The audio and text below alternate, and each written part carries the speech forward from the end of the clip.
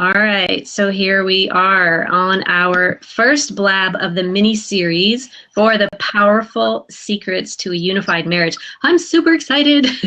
I'm your host, Kelly Fraser, and we are going to have a great time tonight. We're waiting for more people to come on, but I just wanted to let you know that I absolutely love blabs. I love hosting blabs because this is a place where we can do what's called net friending. You've heard of networking. Well, we're doing what's called net friending, and when you're talking to people that you feel are your friends or your future friends, as we all are here, then it's a great opportunity to see everybody's profile and just check to see whether or not they are somebody that resonates with you. So a little bit about myself. I actually have been incredibly blessed to have been married to my best friend for 33 years now. I love hosting blabs and talking about unified marriages, mainly because both my husband and I came from divorce situations, 11 actually, not he and I, but our parents, our siblings, our friends. And if you've had a history like that, then that is the main reason why we are doing these mini-series, because it's extremely important that we can get more and more couples to see that compatibility is not necessarily what we need to be looking for in our marriages, but unity is. And I'm going to explain the difference in just a little bit, but I just want to let you know ahead of time, I'm not a preacher, a theologian, or an evangelist. I'm actually an author, a speaker, and a coach, and I work primarily on relationships with people, anyone in business, to connect to their audiences or to their families. I work with anyone in the private sector who just wants to have more emotional connections, either with themselves or with God. So that's who I am. I have written several books, and the inspiration behind those really and truly is just to connect emotionally to God, to yourself, and to other people. And that's who I am. Now, I do have the privilege of having three co-hosts on here with me tonight. We have Debbie and Michael Cannon. So how about if you guys introduce yourselves? Would you take a moment to do that? Go ahead. Well, we are Debbie and Michael Cannon, and we are in the state of Utah, where it is 20-something degrees, which is why I'm putting on my coat, because he keeps his office so cold. Our business is called Power Couple Consulting, and we work with primarily entrepreneurs who are looking to simplify their business and may or may not be a couple working in business, but I work with time and organization, and Michael works with technology. Awesome. Well, thank you so much for being here. Props to you guys. Those little props, Debbie, I don't know if you heard me say, but those little props when you click on your picture, that just helps people know that they're engaging with what you're saying. So anybody in the chat, if you are listening in and you want to give people props, just go right ahead and do that. And I want to welcome you guys. For some reason, I'm not seeing the chat, which is not a good thing, but we'll just go ahead and keep moving, and hopefully it will pop back up here. So my other co-host tonight is Marnie Marcus, and I am super thrilled to have Marnie with us too. Marnie, go ahead and introduce yourself. Okay. I'm calling from Georgia, and well, let's see. Basically, what I do is help talented people who have expertise to share, put it into information products and books and websites, and create a platform where people can find them. So that's what I do. And then how I connected with you, Kelly, was through Felicia Slattery, I believe. Recommended you for a book that I'm working on. I'm working on a new collaborative book on having it all. Successful women, entrepreneurs share their happy marriage secrets. And this is sort of a passion of mine because I was in a 28-year marriage that ended in divorce, and then I'm a newlywed. So I just wanted to do it right the next time. And so I thought, okay, I'm going to pick the brains of these 21 successful women and find out what works and what doesn't. And so that's how I came to meet Kelly. So. Yeah, and that is awesome. I am super grateful too, because it really has been a pleasure for me to get to know you. And I'm so thankful that you came on tonight, because I know you're going to have a lot of insight to help people. Are you guys getting an echo? I'm hearing a bit of an echo for me now. Ooh, don't like the echo, but we're going to keep moving. So here's what we're going to do. We're going to ask it if you have any questions at any time during this entire blab. We're going to have you just write in your questions. You're going to see a little chat box. If you're on your iPhone, then you're also going to see it at the very bottom. I do not like the echo I'm hearing. I may actually have to go out and come back in if I continue hearing it. Oh, Clayton's here. I can see that K. I recognize that K. So go ahead, and if you have a question, you're going to want to hit the / on your keyboard and then the letter Q, and that is going to pop up the symbol for us to know that you've asked a question, and it will actually pop it up into a totally different box. That way we can post it and have that question answered. So we're going to go ahead and get started, because really what I want to do is just highlight some of the 5 secrets, because when I first started to write, actually, I'm going to lift up this book, not to promote it, but just to show you. This book is called Love Differently, Stay Married. And this book came out of a lot of discomfort. I don't know if you recognize a lot of comedians when they're really, really funny, and maybe you guys can relate to this. Their humor has really come from a lot of pain. And when you've come from divorce backgrounds, you have not had the healthiest examples of love. And going through relationships, it can be a little bit challenging when you have had unhealthy relationship examples.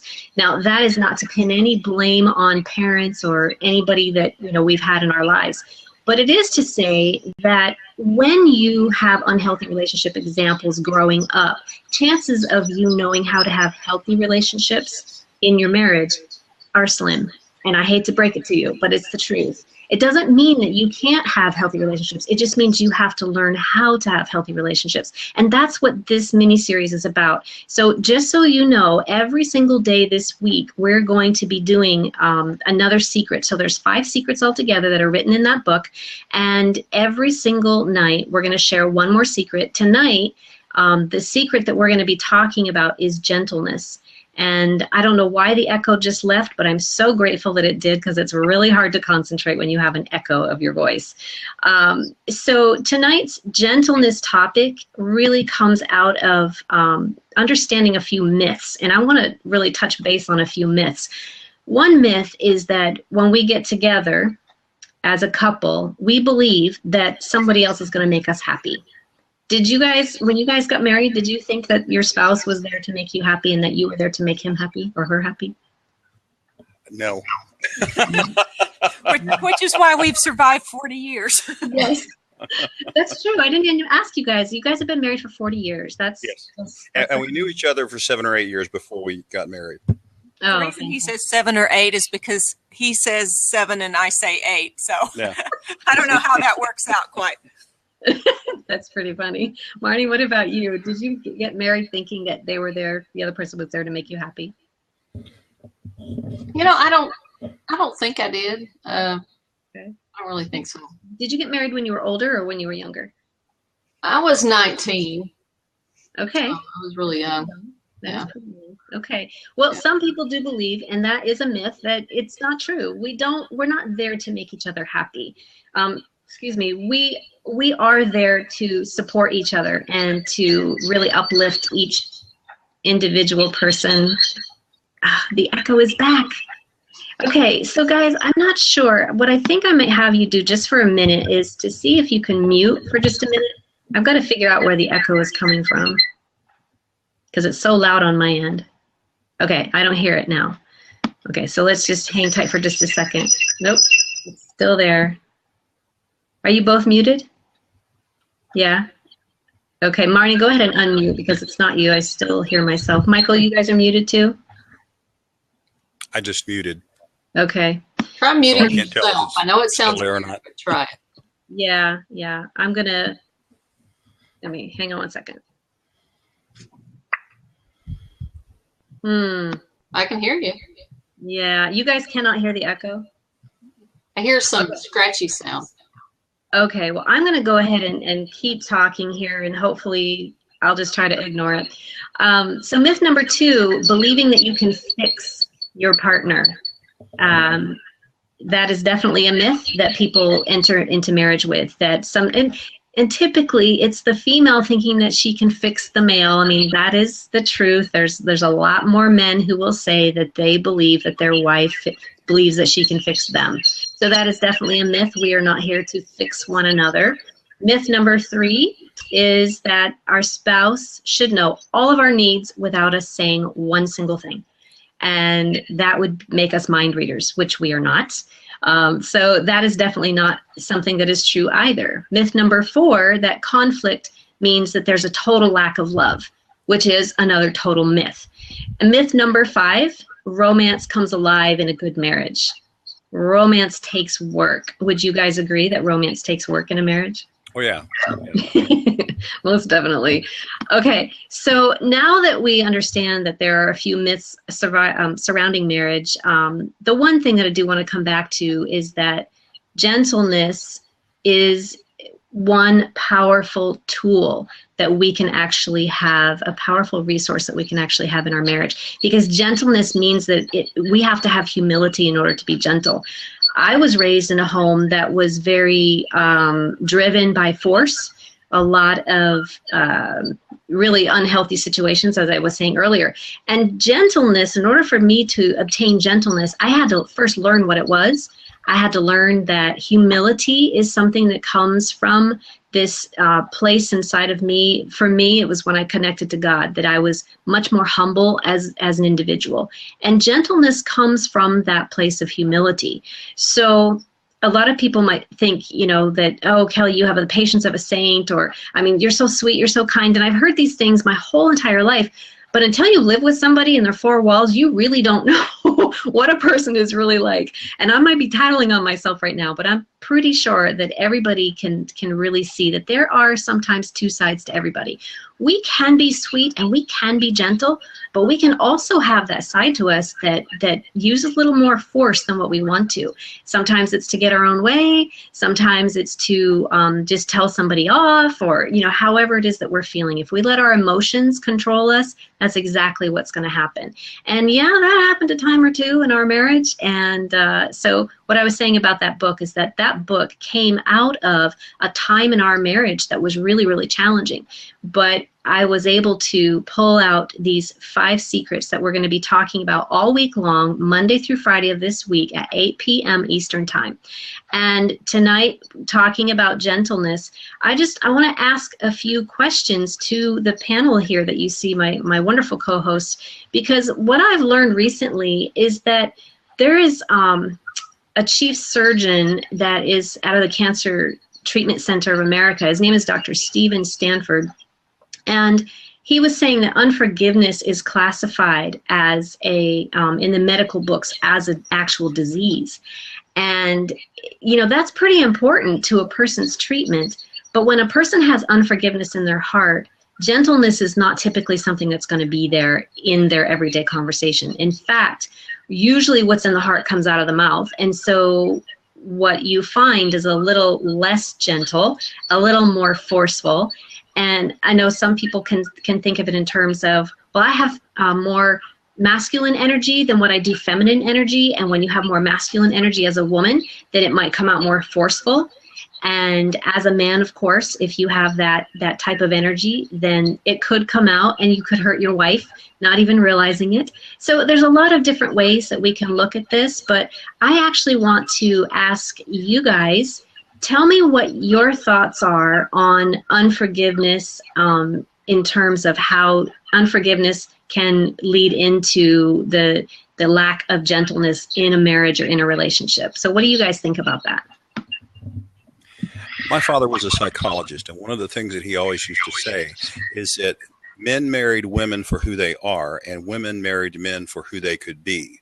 So you've got some disconnects right there when you first start with your marriage, because you're working on 2 separate expectations.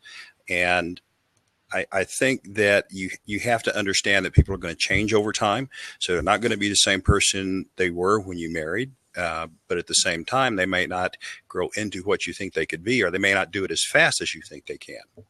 I think that causes a lot of inconvenience, a lot of irritation, a lot of dissatisfaction in your relationship. Yeah, definitely. So, Michael, I have to ask you, what was it like growing up with a psychologist for a father? I'm still working out all the quirks. I'll tell you that honestly. Yeah. Yeah, I can only imagine. I know how my daughter feels growing up with me as a coach involved in relationships all the time. It's got to be a little, a little frustrating for her sometimes because there's always that switch. Well, Yeah. let's just shift that perspective a little bit and see what it looks like from a different perspective. I was a Fine. teenager when he was going to graduate school, so I was kind of his other lab rat. My brother Yeah, and I there both. you go. Well, I think that is what happens to our children. So, Debbie, what about you? What are your thoughts on that? Well, I happen to have been with Michael since we were quite young, and so I knew his father very well. And yeah, he did a lot of damage.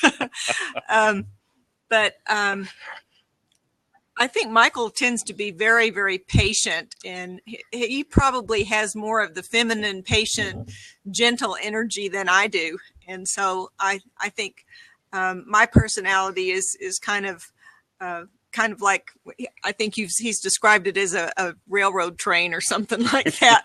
So I think a lot of times I really probably hurt his feelings when I really don't mean to, just because to me it's just the facts, and Right. I think he's more sensitive to that than I am. So you come from a more logical standpoint sometimes in conversation? Well, I don't know. I think we're both pretty logical in conversation. I'm more. It's blunt versus tact. Oh, yes. Oh, yes. Okay. Yes. I have been called that. Okay. And it's Martin? interesting because my background is in the military. So I spent 21 years in the service, and I'm not, people who meet me don't realize that I was in the Army. I mean, I'm an airborne ranger and a West Point graduate. And so I have a lot of,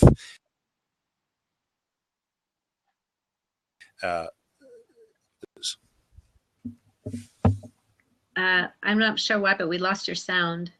okay. Yeah. Can you repeat what you just said? Oh, I was going to say that I was in the military for 21 years. So when people initially meet me, I'm not who they really expect. I'm an airborne ranger and a West Point graduate. And when they find that out, they expect somebody that's harder and I want to say meaner than I actually am. And so that can throw a lot of people off. So that would throw me off, actually, Michael. My whole family, I have I have two biological sons and one foster son, and then my husband, who were all military. Mhm. And I would not describe them as a gentle giant. And I'm kind of wondering, do people describe you that way? They describe me as gentle, yeah. And Yeah. the thing that Pretty awesome. I get called most is a nice guy. I mean, Mhm. that's how people remember me. Wouldn't you say that's Right. correct? And I'm always I love telling him he's too nice sometimes. Yeah. Yeah. Well, I can understand that too. Marnie, what about you? I know that you are really a powerhouse when it comes to your work as far as being an entrepreneur. And I know, knowing a little bit about your story, I know that, when you guys first got married, probably in your first marriage, that you had the spirit of, we need to get this done and let's just go ahead and do it. So how do you feel about this attitude of gentleness? Well, to go back to your original question about forgiveness and how it plays in with the gentleness. Debbie, you're logging in from another room. That's my son still beating at the trying machine. to work it Yeah. out for me. Yeah. Anyway. Because Mama's freezing down there. Oh, yeah, the son. Yay. You can ask him to tattletale on y'all now. He can do that. He can do that. We'll get the real story now. I love it. All right, I'm going to go back on headphones. We'll see if that kills the echo. Debbie will be up in Okay. just a second. Sounds good. That could have been what it was. I don't know what it was, but it definitely stopped. And Marnie, why don't you go ahead and continue there? Well, what I was going to say is, in that particular marriage, there were trust issues that made it hard for me to forgive. Okay. I really worked really hard to forgive. And I finally got to the point where I realized why I couldn't forgive, or what. I mean, I could. I figured it out. But before I was stuck because I felt like if I forgive, then I'm going to get deceived again. Right. If I let my guard down and forgive, then that means it's okay for me to be duped again.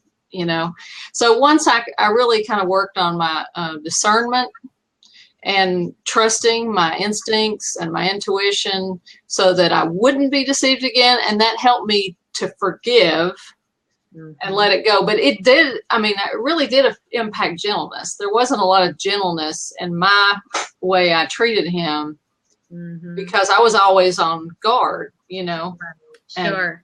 And, that was a big chunk of the problem. Yeah, and I totally understand that. Somebody's asking the question, what does LDMS stand for? And it is Love Differently, Stay Married. That's the title of this book, and it's called The LDMS Secrets. I think that I just used it because it causes some curiosity. People will show up just to find out what that means. So it's Love Differently, Stay Married. That is what it means. And Carlton, I do see your comment, and I will get to that in just one second. Marnie, I do want to address what you just said. I think that, you are absolutely right. When a person finds mistrust in a relationship, it's a very challenging thing to try to figure out how to rise above and get back to that place of trust. And if discernment is not there, then it makes it even more difficult. And I think, can you tell me, how did you get to that place of having greater discernment? Well, it was actually when I went to be certified in Simply Healed. It's an energy modality that I got trained in. And when I was there, one of the key things that kept coming up for me was this not forgiving him. I knew that was why I was there. I knew that. And the main motivation I learned the modality for is I wanted to learn how to do that. And the first night, I realized that discernment was the root of it. And so I actually went through scriptural accounts of, like, Adam and Eve. The gift in the Garden of Eden is to know good from evil. There's verses in the Old Testament about being able to know good from evil. The Spirit knows all things, and I have the Spirit, so I should be able to know when I'm being deceived. So I energetically put those scripture verses into my makeup, into my belief system using the modality. And I remember getting up from the table at the time that I was at in my hotel room and just walking over to the sink and feeling like it just went away. It was like, I can do it. I can forgive now. I can let this go. I can trust. Marnie, can you pause just for 1 second?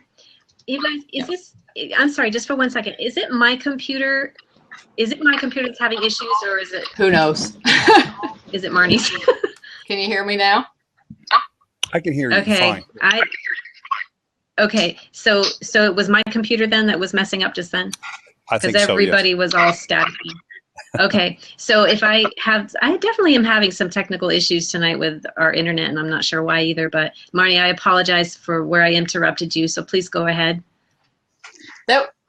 I think that was pretty much it. It was just once I was able to put that discernment in, then I was able to forgive and let that go. Yeah, which is awesome. That's so great. Michael, welcome. We really appreciate being here. Vanessa, we're so happy that you're here. Let's see, turn down the volume on their computers. So Michael, was probably yours because we had your volume up pretty high. Have everyone mute unless they're actively talking. Best thing to do is use headphones. I think they were trying to figure out the echo. I think that's probably what it was. So Marnie, I love what you said. And here's what I've learned, that most divorces take place. And when they do, attorneys ask them, what is the main reason why they're divorcing? And the incompatibility rule comes up. Well, we're just completely incompatible, right? And the fascinating thing about that, from my standpoint, and I grew up, learning a lot about God and about the Bible. And from what I learned, that compatibility is not even something that we are to concern ourselves with. Unity is. That if we believe, and this is how I believe, that man was made from the dust and that, the woman was made from the rib of the man, then those two things are not even compatible. And I can see my camera flashing in and out, so I'm probably still having internet trouble, right? No? Okay.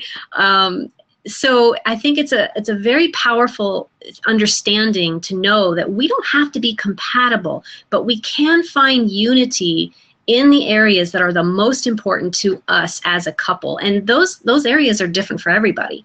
So, the five secrets that we're going to be learning all week long really bring that unity together, and in a powerful, powerful way. The fifth secret actually is what we're learning tonight, and we're going to count backwards. So the fifth secret being gentleness is what we're talking about here for those of you that have just joined. Michael and Debbie, I guess it didn't work out for you guys to be separated, huh? You're supposed to be together. That's right. That's what I kept telling her. Why are you going away, Debbie? No, that's great. Well, listen, what I'm going to do, I'd like to open up the seat here for anyone who would like to join in. And Carlton, I'm sorry, I forgot to talk about your comment. You said if someone is being honest about who they are, then you can know all you need in a week. If they're being dishonest, you could date for years and never learn what you need to know. Ooh, that's pretty powerful. Yeah, that is so, so true. What do you guys think about that? You could be married for years and not know what you need to know. Wait till Marty says hers. Yes. I'm sorry, Debbie, what'd you say? I said I have an opinion. Well, let's hear it. You may know a lot about the person in a week, but my theory is that a calendar year is a good idea because it's the person's family that can make a ton of difference. And we had the benefit of knowing each other's families pretty well before we got married. And I think that really eliminated a lot of problems. We'll just broadly call them problems. But we had been through the holidays in different families and different expectations, and the way my family did it and the way his family did it. And I've noticed in other couples that, they may be somewhat compatible, and then they get married, and all of a sudden you've got that first holiday, since we're at the holidays right now, come up, and all of a sudden, well, but we always do it this way, but we have to do it that way. His brother and our sister-in-law, they come from pretty different programs of how they do the holidays. And I think it causes a lot of unnecessary, and it's not just holidays, but your vacations, your budgets, there's all kinds of things that you really don't know about where the person comes from in a week. I love what you said though about spending time with the families, because here's the truth.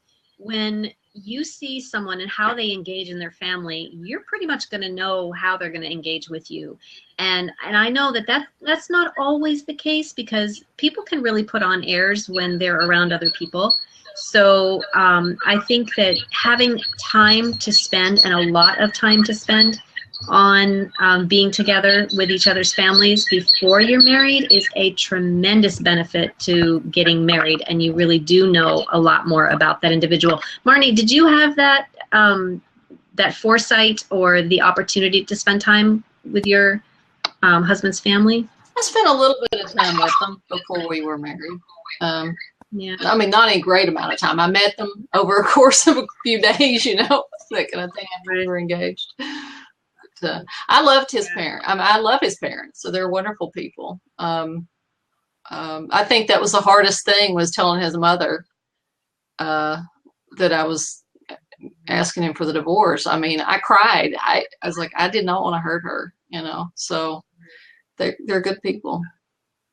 No, I can totally understand that, and I can relate to it. My youngest son ended up divorcing our daughter-in-law, which they had just had a baby, so now we have a granddaughter, and now the separation is there, and it's heartbreaking. It can definitely be heartbreaking. And once again, the reason behind that was incompatibility and the emotional connection. So I want to talk about that, because emotional connections are vital in any relationship. And all three of us women, and Michael, maybe you are too, I'm not sure, but all three of us are entrepreneurial women. We have this background and this knowledge that as we continue to grow and learn, we thrive on that. But not everybody has the desire to really grow and learn. And I believe with all my heart that a lot of people, and it's funny because on Facebook the other day, I put the question out, what do you believe keeps your marriage together?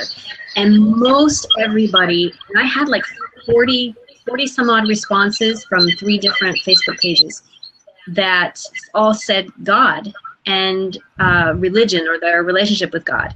And the interesting thing about that is, anything that we do in a relationship, actually, if we want it to thrive, just like in business or in life, you got to have a plan. You have to have a plan. And I understand that your faith has a tremendous amount to do with your relationship to God, to yourself, and others. That is what I teach, after all, and the healing and restoration that goes with that. But I want to also submit that I believe strategy has a lot to do with how we can grow and thrive in our marriage, just like it does in our business. If we don't have a plan in our marriage, if we're just getting up every single day and we're just going throughout the day and letting life happen to us, we're not setting goals, we're not spending time with God, we're not, setting aside time to spend with our family, we're not emotionally connecting. And when you're not emotionally connecting, there's a disconnect. And Michael talked about it early on. I mean, there is a disconnect sometimes. And I think that is really when marriages start to become super unhealthy, when there is no strategy or no plan in place. So what are you guys' thoughts on that? Oh, wow. I know it was a mouthful, huh? Yeah, no, it's just, there's so many ways to attack that question. And I think one of the things that you have to keep in mind is that there has to be a commitment there. And no matter how the plan changes, the commitment stays the same, and you roll with it. We've had a lot of different things thrown at us in our marriage. I was in the military, so I went to Kansas, and I went to the Command and General Staff College. They sent me to Korea for a year. I got back, signed in at Fort Hood, and then they sent me to Desert Storm. So that was 2 years away from my family that we hadn't expected. And we adapted to that and tried to keep our connections, even though I was on 2 different continents and she was on a third. Yeah. Well, and without email and internet, I might add. Yeah, it was snail mail. I can totally relate. If that got there. Yeah. Well, and Michael, forgive me. I didn't really even say thank you for your service to our country, and I truly do mean that. But even with my husband being on the submarines, I mean, it was so hard to raise these little boys and not have a daddy around, and you could not connect. Marnie, I don't know if you're familiar with this or not, but when guys go out on a submarine, they can have 28, I think it was 28 words that someone, on land actually does Morse code or something to them, and they can actually monitor what you say. So kind of like, Facebook can monitor what you say. If you get too carried away or whatever, they can block you. Same thing there. So once a month, we got to send a message to our husbands on the submarines, but they may or may not have gotten the entire message. So to try to maintain a relationship, and we never heard from him. So when our boys were little, our little ones thought that daddy had died. And I'll tell you this quick little story, and it's sad, but it's kind of funny at the same time. Our youngest was in first grade at the time, and I got a call from the school principal, and he said, "Mrs. Fraser, I just want to give you my condolences on your husband." And I'm like, what? What do you know that I don't know? And he was saying, well, your son told us that his daddy had died. And I went, whoa, wait a minute. No. That's just what he has in his head, apparently. And then my heart broke for him, of course, because here he is thinking his daddy died. Well, then the principal begins to tell me that, well, I'm really sorry, but he punched a little kid. Now I have to suspend him. And it was crazy. But that's what happens when there's such a huge disconnect that they can't emotionally connect to their parents, as children growing up. And the same thing happens for us as adults. When we're not emotionally connecting to our spouse, the disconnect is going to be there. And I believe, again, that that's when things start to fall apart. So, Marnie, what about you? Do you have any thoughts on, what I was just saying about having that emotional connection and really bringing, because in order to have emotional connections, you have to have a gentleness there. There has to be some kind of stability there that brings the humility and the compassion to be gentle and the emotional connections. So with all of that combined, how do you feel that a marriage can do moving forward with a plan like that? Oh, you're muted. Sorry. I was trying to make sure it wasn't me causing the problems. Yeah. Gosh, I think it's important to have a plan. I mean, this go around in my own marriage, I consciously try to make sure that I spend time with my husband. You know, like tonight's unusual. This is his date night with his daughter, so that's why I said I could do it tonight. So, I mean, I usually stop working, I spend time with him. But that's a plan. That's my plan. You know, I have my. I'm praising you for that. Yeah. Okay. Okay. I'm saying your marriage has to have a plan, and that is a plan. Right. That's right. Yeah. So, and the gentleness is part of the plan that I have too. I mean, it's interesting because I don't know how to explain it, but I give my husband back rubs, or he has a neck problem where he got his neck broken in the military, and so I give him neck rubs or whatever. It's just I try to do those things that I know that are going to make him connect with me. So, and I just kind of build that into the daily routine. So hopefully I'm figuring, okay, if we don't drop that and we keep doing that, then we should maintain the connection. This is kind of my theory. So I guess that's my plan. Yeah, and I think that's a great theory because I've seen it, I've lived it. All of my clients, I teach them this emotional connections because without emotional connections, all you have is a physical connection. And I'm sorry, but only a physical connection does not do it because all of us age, all of us, start to become wrinkled or sick or whatever the case might be. So you cannot count on those physical connections. Are they important? Absolutely. I love the picture that you had on your Facebook page today, Marnie. And I don't know the story behind it. All I saw was the picture, but it evoked emotion in people. I mean, read the comments. Oh, right. Oh, this is so sweet. I mean, it evokes emotion. And kind of like your husband taking your daughters out tonight. I mean, that is taking a plan and putting it in place to emotionally connect with his girls. That is huge. And please just tell him how much we appreciate that. Because when dads can connect to their daughters emotionally, we don't have a lot of struggling daughters anymore, So I think that's a fabulous thing. So actually, you guys, I want to invite anyone who is in the chat or here live with us on Blab to go ahead and just say where it says open seat. Go ahead and join us by clicking that. It may ask you, it'll open up a little window that'll say, do you want to use your microphone, input or something, and you just click yes, whatever it is, or you can get a little microphone headset, some little earbuds with a little microphone on it. That's great too. If you try to come in and we get a lot of feedback or whatever, I may have to boot you, but please don't be offended by that. It's just because we're having difficulties with the audio a little bit tonight. At least I am. I don't know if anybody else is. But please, feel free to go ahead and take that seat if you want to. I'd love to have you comment. So a question that I have regarding this connections, how about if we build a few different ideas? Marnie, you've already given us a few ideas about your husband taking his daughters out. You said about the back rubs and, staying connected that way, making time for him. So how about Michael and Debbie? Can you guys share with us a little bit about what your plan is to stay emotionally connected? I know you've been married for 40 years, but it's okay. We still, you've got another 40 to go. So, what is your plan to stay emotionally connected? Do you want to address that or you want me to? Go first. Okay. I think one of the things that you mentioned earlier was faith somewhere in your marriage. And we attend church together. We attend the temple together. We do family history things together. So you build a connection there to something beyond yourself and beyond your marriage. We also understand that even though we're in a marriage, we're two separate people with two distinct personalities, and they're always going to be that way. I empathize with you about the Submariner story because it was harder for me when it was easier when I was gone for a year or 6 months at a time to come back in than it was for me to be gone for 3 days and come back and gone for another 4 days to the field and come back. That's when you have to make a lot of shifts and a lot of adjustments. Yes. I'm just concurring. I think that's true. I've always been pleased that he wasn't the traveling salesman type because it just throws your whole.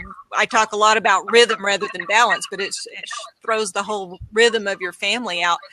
One of my cousins who did a lot of social work said that families are like a cribmobile. And when anything changes, it throws everything kind of out of balance there. And, that can be addition of a family member. It can be the subtraction of a family member through death or whatever. Even just a kid going off to college, it just restructures everything.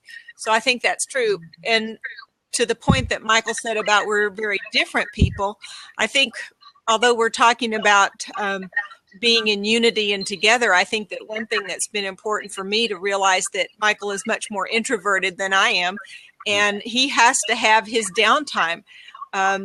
Sunday was a good example. He had an extra church meeting on Sunday and he was kind of peopled out and he just kind of had to crawl in his little hole. But no matter what place we've ever lived, we've always known that, or I've always known that I have to create some kind of space. In one house, it was literally a bifold door closet where he had kind of a desk in the closet because there was just really no extra room in the inn. But he has to have some little space that he can do his kind of getaway and just decompress. And so that's just part of the deal. And Marnie brought out the fact that she paid attention to her husband's needs and her husband's wants. Because we both have different personalities, we need different things. Debbie came in this morning and she was gloomy and down because it's gray, the weather's bad. And this is one of the things that always happens with her when we kind of get into the winter season.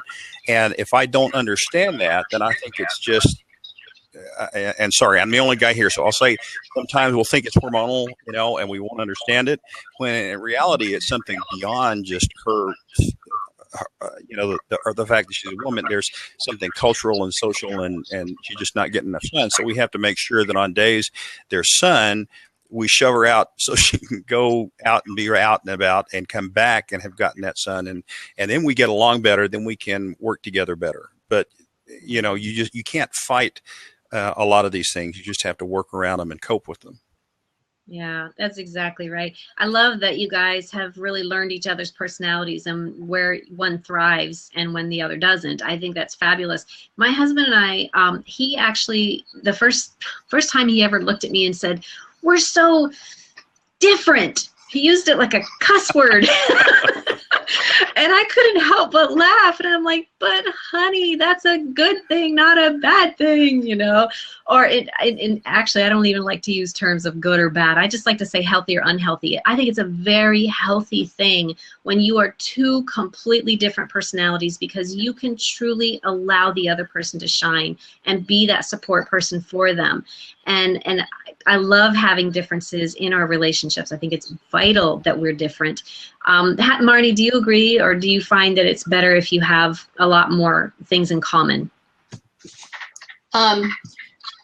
Actually, when I decided to remarry, I looked for someone with the same core connecting style as me, someone who was more of a people person and just connected in a similar fashion as I do. A friend of mine has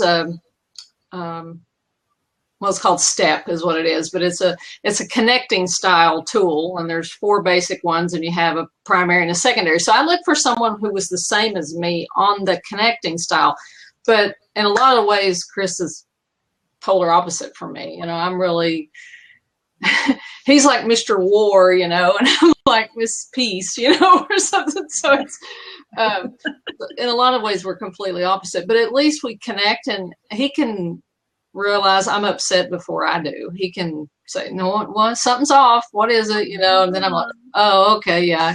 He's very perceptive of what I'm feeling and everything. So. That is excellent. I love the fact that, we can use different tools to help us create more unity in our relationships, and in ways that probably a lot of us don't even ever expect when we first get married, that we're going to have to use certain tools to be able to communicate and be able to bridge the gaps that we do have in our relationships. I think that being different and acknowledging the differences that we do have, like the war and the peace, somehow there brings this balance in our relationships, and being able to look at those things and create some synchronicity. You know, you talked about core values. Core values are extremely important. That's actually one of the 5 secrets, that you have to take personal responsibility for what it is that you believe in, who it is that you are internally, and what you want out of life. Some people call them goals, some people call them targets, some people just say, you know, core values or whatever it might be. But you've got to really be able to acknowledge, this is who I am, this is what I want in life, and if this is something that you can support me in, oh my gosh, we're going to just do awesome together, you know, and I want you to do the same. What are your core values? Because I want to support you in your core values too, and who you are and what your goals are. And I think that's probably the most powerful thing that we can do to unite. And we're going to get to that topic and later on during the week. But I want to give our people that are on the chat or here live with us on Blab, give you guys an opportunity. Once again, if you want to join, we do have an open seat, and we'd love to have you come in and just ask questions of the panel, or just maybe tell us something that you might be struggling with. I mean, you've got a lot of years of experience right here. It's a great opportunity for you to kind of, you know, gain some wisdom or some knowledge. And, you know, maybe, who knows, something you've been struggling with for a long time could be taken care of in just a couple of minutes, you know, by asking the question. Michael and Debbie, what do you think has been the #1 reason why you guys have really survived in your marriage? And I know, you know, we just talked about, a lot of people say it's God or faith. A lot of people say it's strategy or plan. I mean, it just depends on what you are. What do you guys say has been the main thing that's kept you two together? We come, and I'll start. She can finish. That way I get the last word, right? That's right. What woman doesn't love Very that? important, Debbie. Very important. My parents are divorced. Her parents are divorced. Her grandparents are divorced. My grandparents are divorced. So I think that we have seen what happens to families when you don't make a commitment and you can't make it work. So I think that that's one of the things that's made us determined to try to make our relationship work. I would absolutely have picked those same words, determination and commitment. I actually have a great grandparent that's a couple that was divorced, grandparents that were divorced, parents that were divorced. And it was like, come heck or high water, that's not going to happen. Yeah. So we really started it. He's got, you know, we've just got too many situations of that. And not to say that that's enough to hold everything together, because it's not. We have lots of other families and couples that we know that, you know, for whatever reason, that was not a good thing to just stick it out. But I think we both did come into this with a very dedicated commitment on both sides that that's what we wanted. So kind of core values, I guess you'd say, Marnie. Yeah, and when we look at a relationship, there's 3 things you have to have in it. You have to like each other, you have to love each other, that's where the passion comes in, but you also have to respect each other and respect each other's talents, your personality, and your ability, the other person's ability to deal with real life. And if you don't have one of those 3, then you're going to have some issues. Yeah. I think the respect thing is very much at fault. Yes. A lot of times, because when I think about some of the couples that we know that haven't made it, there's been some respect issue. Yeah, it's interesting. I mean, I've worked with couples since 2004, and I cannot tell you how many times I've heard the spouses point the finger and say, this one doesn't respect me, right? Now, the interesting thing is everybody has their description of what respect looks like. And it can be totally different than what the other person thinks that it is. But I think the key in the respect issue is that you have to know what your partner's definition of respect actually is. And you also have to determine whether or not that's something you can support. And if you feel like you cannot support that, then there are ways to be able to discuss it and actually bring unity in agreement that you can handle it in a certain way. But I agree with you guys that respect is typically one of those strong issues that pull people apart. And I love that you guys have said commitment is huge, and it really is. Marnie, I wanted to ask you something about that because, you know, Debbie had actually touched on it. She said, I know for not every marriage to stick it out is the right answer. So tell me from your perspective, what do you think was like the most significant thing? Like, if you know how you always say, if I knew then what I knew now, things would be so different, right? Is there anything that you can think that if you knew back then what you know today, do you see where it might have been a better effort to stick it out, or no? And that's kind of one of those questions that I'm not sure we should even ask. Well, both sides have to have the commitment, is what I'm saying, because some of the couples we know, one of the partners did not have the same level of commitment. Yeah, and I think that's what Marnie was saying earlier. I mean, you both have to have that same level of commitment, even if your definitions of respect are different. There has to be a commitment on both sides. And if trust is an issue, obviously, that's always going to be an issue, probably. But yeah. Sorry, something that kind of came to me during the dating period is that for me, and it may not be for everybody, I need trust and respect and acceptance and affection, caring, love. Did I mention trust? Okay. So I think when trust and respect go, at least for me as a woman, when I could not trust or respect who I was with, then all of those other gentler things of the love and the affection and all of that started to drop off. I have rehashed that marriage over and over again, and I don't know what I was supposed to do different. But I don't know. Yeah. I think sometimes I think some relationships are like vinegar and baking soda. Okay. You put the two together. It's a fun experiment. You learn something from it, but you don't keep putting the vinegar and the baking soda together. You take your baking soda and go make some brownies, and you take your vinegar and go make some coleslaw. It's just not meant to go together long term. We're getting a cooking lesson here. I know, right? Okay, so here is something. There have been studies for millennials in particular that, and it's coming right up to the hour already, and I'm just like, this is where I really want to just get right into this. The studies indicate that people who are getting married now between the ages of 18 and 29, I believe it was, that they feel that they can remarry at any chapter in their life. Serial marriages are fully acceptable, okay? So I'm curious about how you guys feel about that. I know how I feel about it on a personal level. I would much rather see two healthy people engage in any relationship than to see two unhealthy people come together and try to duke it out their entire lives. I don't agree that two people are meant to duke it out.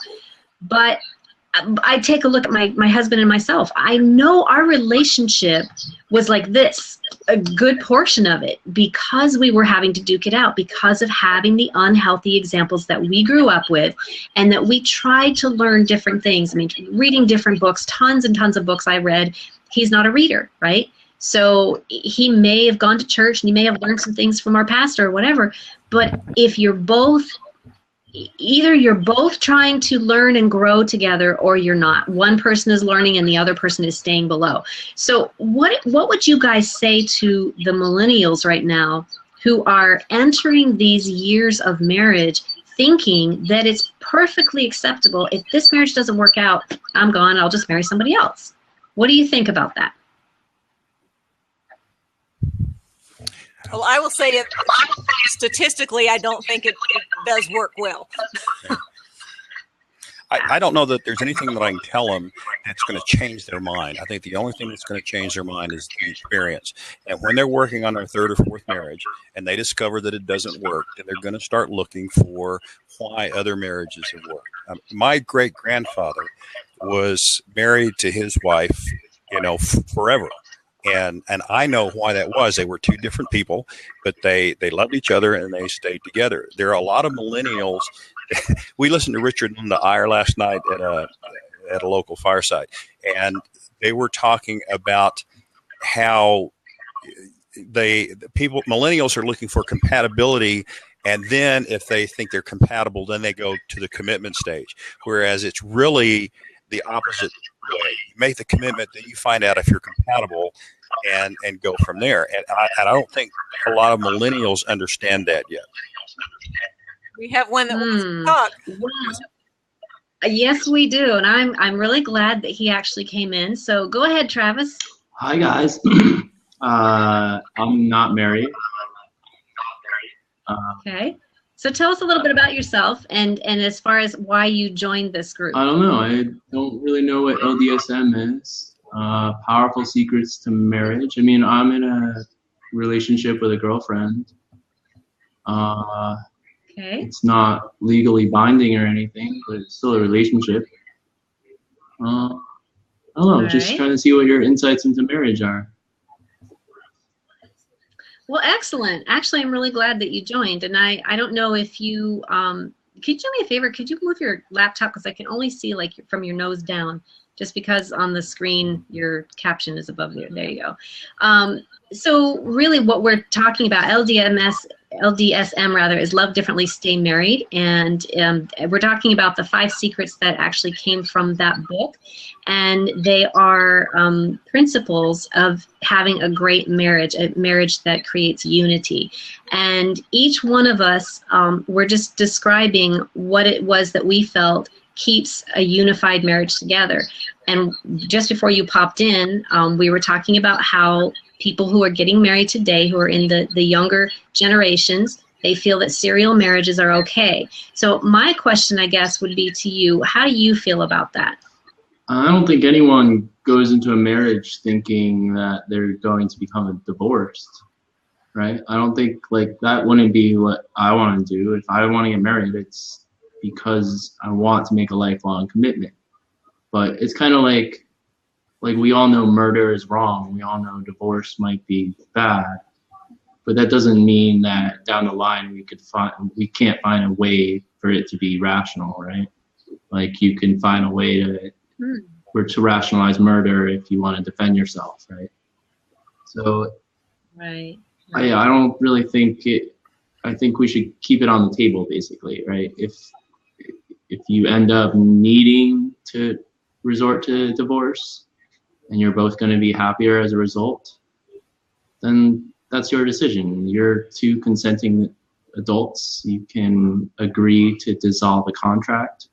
That's all marriage is, as a license, you know. It's a government license that recognizes a bond between 2 people. So therein lies, right therein lies the question. There's this, two-sided issue there, because some people, like myself, I believe that marriage is a covenant, not a contract. Now, not everybody believes that. A covenant, okay? So if you've come from any kind of a faith-based upbringing, like I have, then a covenant is something that is between yourself and God, or yourself and whatever it is that your higher power might be. And so this covenant is something that we have agreed that is going to stay a unity in faith, in relationship, to not just myself and my husband, for instance, but myself and God and my husband. So it would be that kind of a relationship, that connection. Does that make sense? I don't see more than, like, how can you have a relationship with something that doesn't respond? Or how can you ensure that one of the people in the relationship won't become or lose their faith, right? People lose their faith all the time. So how can you guarantee that? Yeah, great question. And there is no guarantee. There is no guarantee, because it's always a choice. Marnie or Deb or Michael, would you guys like to field any of the questions that Travis is having? I have an in-law who is someone who has gone inactive in their faith. And to me, that is, he went into the marriage and made an agreement when he went in that they were going to aim for certain goals. And one of those things was raise their children a certain way, love each other a certain way, have certain goals for not only this life, but what comes after. I don't expect he and his wife to get a divorce, but I think that's going to bring in some complications. She has a harder row to hoe right now than he does, because not only is she having to work on her own personal faith, but she has to avoid the issues with his faith. And I Why think does she need to avoid them? yeah. I'm sorry? Why does she need to avoid his issues? I mean, if he has valid concerns, shouldn't she listen to them as her husband? I think she can, but I think that if she pushes him too hard, if she, and I'll use the phrase badger here because that's not really what I mean. If she pressures him to get involved in church, that's going to push him away as opposed to bringing him back. And there's got to be a lot of love and a lot of connection there so that he can feel what she feels in her religion and her faith. He may never come back to that specific religion, and that will be his choice. But that doesn't mean that she loses her faith or that her children don't grow up in that faith. It just makes it harder and more difficult. Is it possible that she could lose her faith too? Sure. Yeah, it could be that he starts a chain reaction that causes her to lose her faith, her children to lose their faith, and that echoes down through generations. So that then is not that's an issue. Why is that? Go ahead. Why is that an issue? It's an issue because his one decision is impacting the lives of untold generations. So it may be that a lot of people lose their faith because they don't like the people they go to church with. But losing your faith just means you don't believe anymore, right? Why? That doesn't really matter for any other reason, right? I'm going to have to turn the volume back up just a minute because I didn't understand exactly what you said because I didn't hear it completely. Like if people lose their faith, right? What if their faith was a faith for a wrong faith? Isn't that like a good thing? It could be. And which faith are you guys talking about? Are you saying one faith is better than another? I'm saying that it's easier if you have some agreements and some points of similarity in what you believe. If an atheist and a Jew marry, or an atheist and a Muslim marry, then they're going to have issues that are going to be very difficult to overcome. If you have a Christian and an inactive Christian marry, they're not going to have the same level of issues as those other families have, but they're still going to have problems in their relationship. Better for a couple to have faith or no faith? Personally, I think it's better to have faith because, and again, I'll be blunt up front. I'm a Christian, and so that's the position that I'm coming from. And Debbie and I share a religion, so that makes our relationship easier because it gives us common ground on which to approach the problems of life, but also to approach our children and our grandchildren, and gives us common threads that run throughout our family. You guys on the same page about things is my explanation. Yeah. Right. Yeah, I can see how that's useful. So you taught your children Christianity or this faith? Yeah, I think that you put children into positions where they can see the results of somebody having faith or living their relationship. One of the best things that happened to us is that we were stationed in inner city Atlanta, and we went to a church that was right outside the back gate, and it was a community that was poor, drug ridden. It was full of everything. Let's be polite and say chastity problems. I taught Sunday school, and we had 14-year-old girls bringing their children to class. So my children saw from an early age issues that could come up when people don't follow a certain set of behavioral standards, and so that was easier for us than it probably is for other parents. Travis, what do you think about what you're hearing here? I'm curious. I'm really appreciating your questions and the open-mindedness that you have with your questions. Well, so what do you think?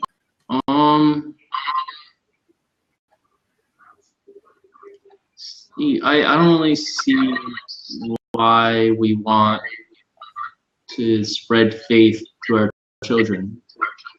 And I don't really see, I mean, I understand the point of view that it's important to be of the same faith, but I don't understand why that makes the faith more true or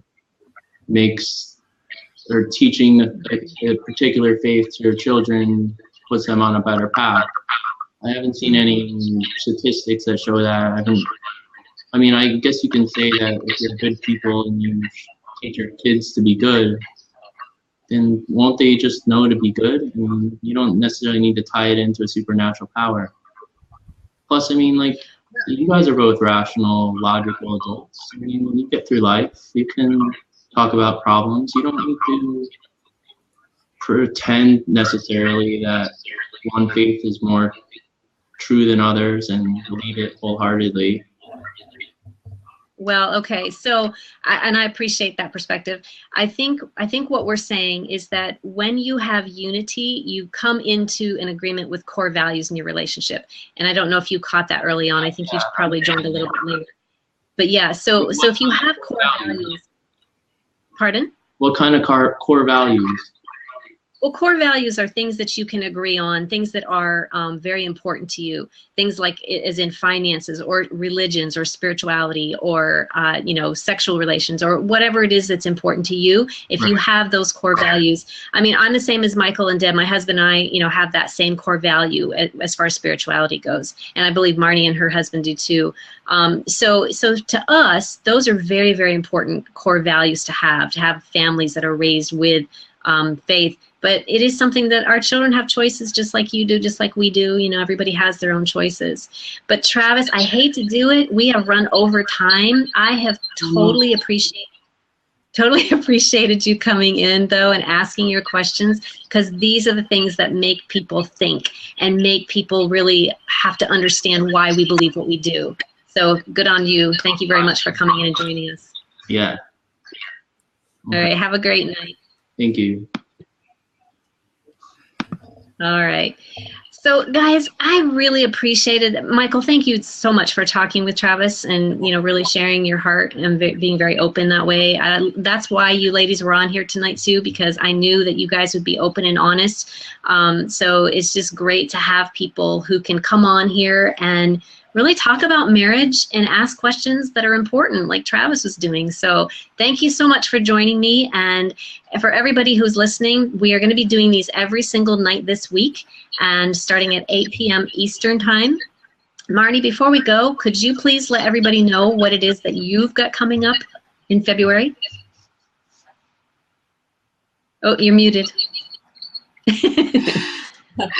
Yeah, I have a virtual summit coming up in February. Okay, we're going to be doing it starting the 1st of February. And then hopefully we're going to have a book in conjunction with that. So 21 women have shared their insights on that. So, yeah, so that's coming around Valentine's 2016. Awesome. That's on ignitepoint.com if anybody wants to be notified. Yeah, ignitepoint.com. Yep. Ignitepoint.com. All right, excellent. And we're excited about that. Debbie and Michael, what about you guys? We're working on a book called Power Couple: How to Complement Each Other and Conquer Together, and we're going to release that next year. That's what we're really focused on right now, and we do have some other events coming up. Do you want to comment? We're going to be speaking at a healers event in Sandy, Utah, the latter part of February. A few other things that I don't have on my calendar in front of me right now. But our website is powercoupleconsulting.com. Nice. Excellent. So just so as a reminder, Love Differently, Stay Married, that's what LDSM stands for, okay? And that is about the 5 secrets that we're going to be talking about all week long. I am an author, speaker, and coach, and I help people learn what these 5 secrets are, the 5 principles that you can engage in your relationship to create greater unity. My name is Kelly Frazier. I want to thank you, Marnie, and you, Michael, and Debbie for coming on here tonight. I really have enjoyed it, and I hope to see everybody who's been watching and listening tonight on the next several nights, Tuesday through Friday. Join us, okay? Thanks, everybody. Thanks. Good night. Good night. Travis says he wants to come back on tomorrow. Did you see it? Mhm.